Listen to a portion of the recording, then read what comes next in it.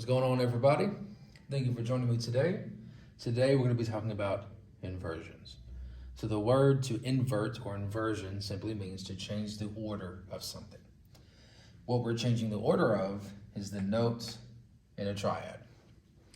We have three different positions that a triad can be in because there are three different notes.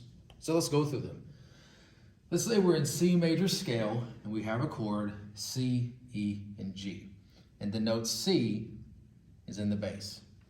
Well, if that's the case, we are in root position because the bass is C, which is the root of C major chord. Let's say if we move C into a different position and now we have E in the bass, which is the third of the chord. If we have E in the bass, this is now called a first inversion chord because the third is now in the bass. And also this is the first combination of an inverted form. See, we put the C, moved it over to the right. Now we have E, G, and C. E is in the bass. If you see the third of a chord in the bass, it's called first inversion.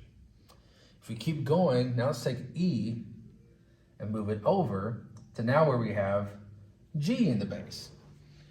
G is the fifth of C major chord. And if we have G in the bass, now that is a second inversion, right?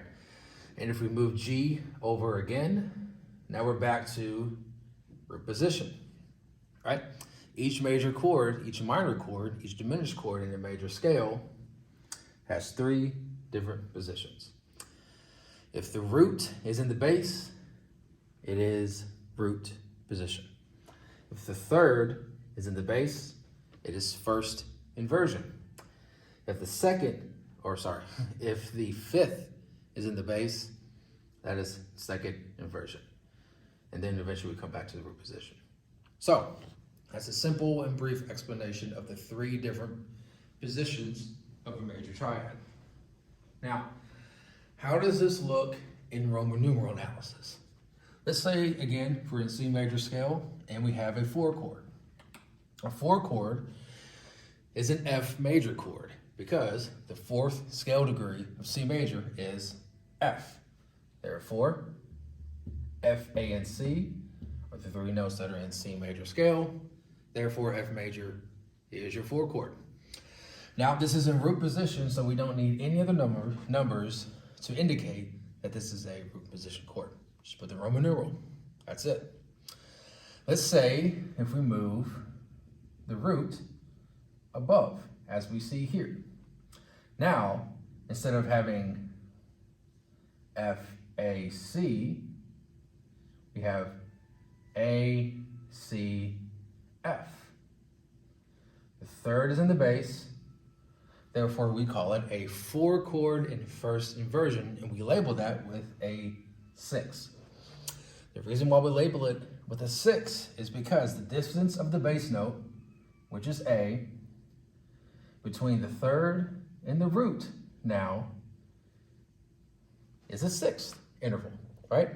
A is 1, 2, 3, 4, 5, 6. So how do we label a first inversion in Roman numerals? Roman numeral analysis, 4 chord, the number 6, that tells me that I'm going to be playing a 4 chord, which is F major, but instead of having F in the bass, I'm going to have A in the bass. And the 6 indicates to me that I'm going to be playing the 6th interval above A, which is F. And just like below, we're going to continue. Let's say if we take A, and move it up. Now we have C, F, and A. The 5th is in the bass. So just like down here, we are in a second inversion.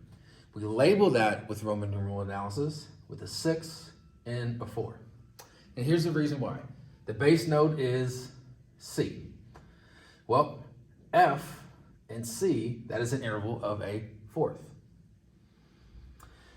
Here, in the first inversion, we need to find the relationship of the root of the chord with its lowest note. The distance between A and F is a sixth. The distance between its root, F, and the lowest note, C, is a fourth. Well, a 4 doesn't really tell us too much, so let's add the distance of a third from its lowest note. C is 1, 2, 3, 4, 5, 6. It is a sixth, so that's where the 6 comes from. And this is an explanation of how we label each inversion in Roman numeral analysis and why we write a 6 and a 6-4 or where they come from, right? Hopefully this makes sense. Thank you for joining me today. This has been Music Theory with Mr. Sanders. See you next time.